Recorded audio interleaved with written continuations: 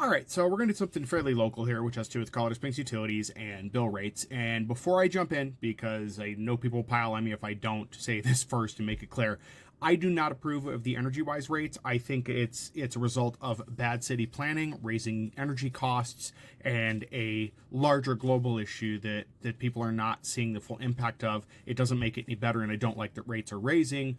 But in saying that, I think people are missing a few things, and this may help you, maybe it won't, but at least with this, you'll have checked more of those corners you may be missing out on. So if you have not done it yet in CSU, Colorado Springs Utilities, which we are in Colorado Springs under Colorado Springs Utilities, we are not with Excel. I've seen a few places where people are mistaking the fact that because Excel raised rates, we're getting raised rates. Doesn't work that way. We're not with Excel, not in this area anyway. We are lucky enough to be on an independent power grid for the area, if you will.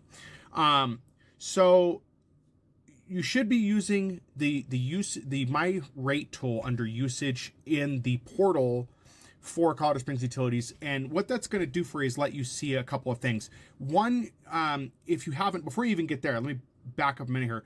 You should be looking at your usage, not just the bill number. I see a lot of people on Facebook groups freaking out because their bill's now over $400. And I don't doubt that's a shock. I've had the same issue myself with different amounts. I came from a place a couple years ago where my bill was, sub 200, and it's raised up to 200 over the years. During the winter, I average about 250 a month in utilities. That's with heat usage depending. I have an older home. I need to get my furnace replaced, but I don't have the money to do so. So it is what it is. Same with my hot water heater. It's old. It was something that was not used well by the people that previously had this house. So it needs to be replaced as well because there's issues. I have no money to do that right now. I just don't. I'm looking at about $6,000 total to get that all done. I don't have that. So I'm stuck with what I have. It could be worse, could be a lot better, but it is what it is.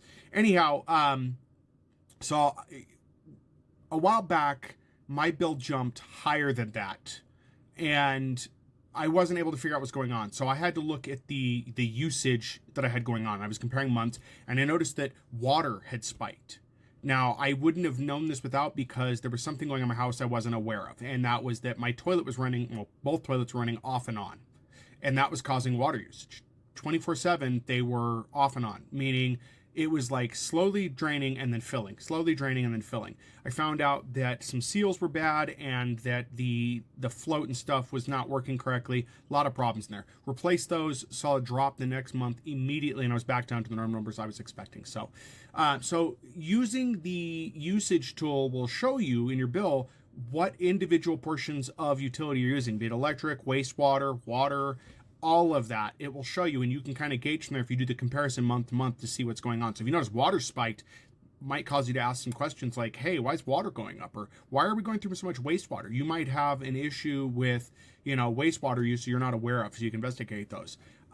Side note, because nobody's talking about this, the other I'm saying is request to have your meters checked. Request to have the meters checked if you believe the usage is really spiking. There could be something wrong with the meter. I know they did replacements. Doesn't mean there can't be something wrong. Maybe the install went wrong, especially if after meter replacements, which I think was a few months ago, so you saw something odd. Moving on, people talk about wanting to go to the fixed rate. So we're gonna jump into that. Use the My Rate tool. It will let you compare three things: your current use, your EnergyWise rate, whether you're using it or not, and then the fixed rate. And when I checked mine, the fixed rate was more expensive. Not by much, mind you. It was very little in a swing on most months. Summer, around August, appeared to be the biggest hike up, but it shows me that I'm fine with EnergyWise where it's at, but my use is different. And to give you guys an example, the utilities run the mouse. I run a gaming rig 24/7, but I have a power supply that throttles down the electric use when I'm not playing games, so that's a non-issue to me. We run 6 LED light bulbs all the time, 24/7, all the time. I don't like a lot of dark rooms in my house.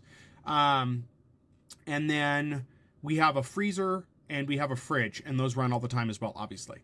Other than that, stuff that's discretionary, like off on, is a stove, which is an electric stove.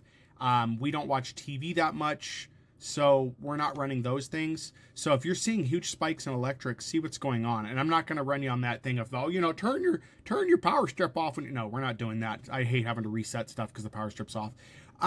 So that may be able to help you. I understand some people are in just a bad position, and I really do feel for you on that.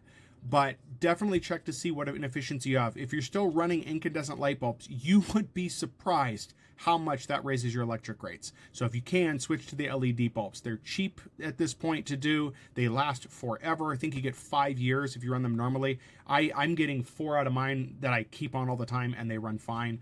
They come in many different sets. You can get daylight, you can get warm, you can get white, whatever you want. They have multiple types of bulbs like that, and they're pretty cheap to go with. But you would be surprised how much per month one incandescent light bulb, the classic style light bulbs, can add to your bill. So anyway, wanted to get this out there that yes, it's a problem. No, I don't support what they're doing. I understand why they're doing it. I don't like it. I think they should do better, but it's kind of where we're at. I do know somebody's putting a petition up, but I'm not sure how good that's going to do, because without EnergyWise rates, if you guys don't know, we have to go to other negotiation methods for stuff, and that may be much worse. This looks bad, but having to negotiate for a lot of stuff we need for utility generation is a lot worse. So anyways, guys, let me know what you think, or any questions you may have. I'll be glad to try to help out as I can. I don't have graphics up this video. If you really want those, I can pull them and put them up and show you what I'm talking about and kind of direct you to the CSU portal. I do not work for CSU. I'm not a customer service rep with them. I'm just providing this information off my personal news to let you know my experience, what I saw and what helped me,